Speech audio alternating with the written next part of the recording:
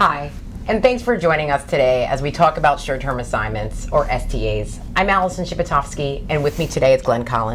Short-term assignments make up a significant portion of global mobility. KPMG's Global Assignment Policies and Practices survey indicates that short-term assignments represent 81% of total assignments for organizations, as illustrated on your screen. Yeah, that's right, Alison. More and more organizations are using short-term assignees, although we find there's a frequent misconception about STAs in that they're easier to administer and manage or often less expensive just because they are short-term, when in fact we know this is often not the case. Yes, to your point, Glenn, it's almost counterintuitive.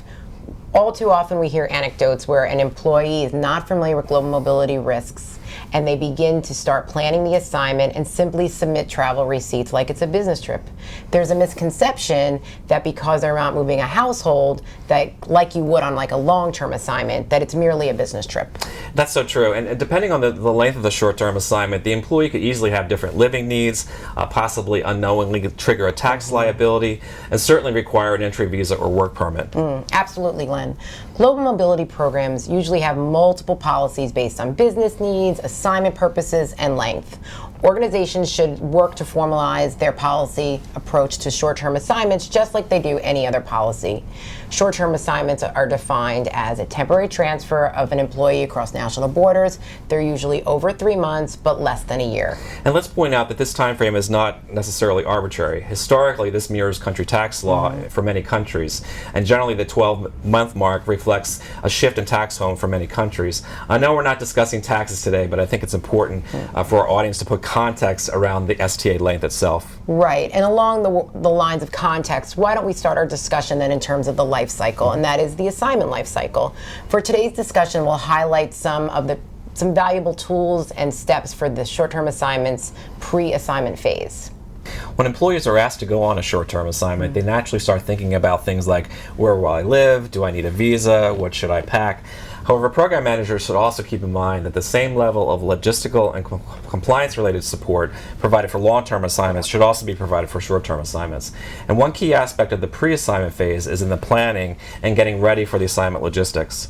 This includes such things as securing proper immigration documents, understanding the home host country tax requirements, and possible impacts, for example.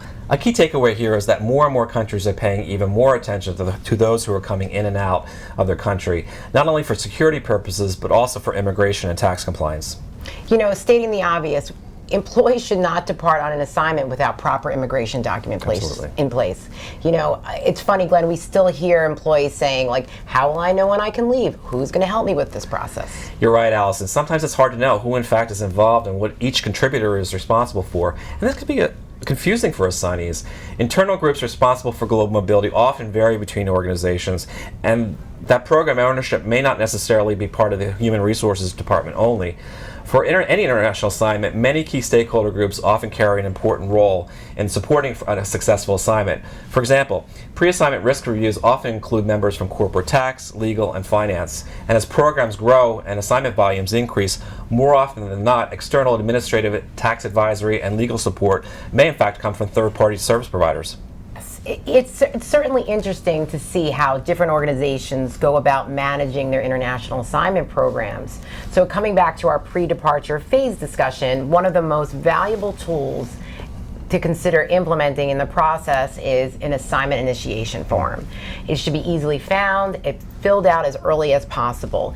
It is the who, what, where, and when data of an assignment. It provides all of the stakeholders the demographics they need to do their job. It starts the process. The assignment initiation form should be that proverbial whistle that starts a relay race, and then the proper handoffs can begin. Right, and once the pre-assignment relay race begins, it's often time to determine the right package of benefits and services under policy, then to project the assignment costs themselves, and often to engage external service providers. That's right, Glenn. I'd like to mention one more key reason for its purpose, and that is the cost of an assignment. When planning for a new assignment, even if it's a short-term assignment, running a cost projection that includes all of the agreed upon and approved policy elements for the assignee is so important. On your screen, you'll see what a basic cost projection might look like. It has various elements. The form also includes the demographic information needed for the costing. Preparing a formal cost projection can provide the business with an estimate of the budget to actual. This detail includes individual and corporate tax impacts for both the home and host country, if applicable. I know we're not going into a deep dive today about tax risks for STAs, but we'd be remiss not to highlight what you just said, and that is that sometimes STAs are in fact taxable. So don't go on autopilot. You know, I think the key takeaway here is to be as informed as possible. That's why we keep going back to the value of completing an assignment initiation form from the start of the assignment process, regardless of who owns your international assignment program. The more you know about the employee, the home and host country combination, the compensation package from the very beginning, it pays off in the long run. I think that's a really great point and a good place for us to wrap up our discussion today. We hope you have learned something about how to recognize and define a short-term assignment, who in the organization typically owns short-term assignments, the concept of the assignment lifecycle, and for our focus today on the pre-departure phase and ways to keep stakeholders coordinated and well-informed. Contrary to what many business managers may think, short-term assignments are not always the easiest to administer or even a less costly alternative. However, planning opportunities may be available to manage prospective assignment costs and streamline STA administration. As we know, in a heightened global regulatory environment like today, there's even more focus on global mobility programs. Right, and yes, you don't want a short-term assignment unnecessarily resulting in costs that you did not account for initially. So implementing efficient processes at each phase of an assignment lifecycle and keeping channels of communication open with all the key stakeholders involved will help manage costs, eliminate surprises, and support the success of a short-term assignment. So, until next time, goodbye.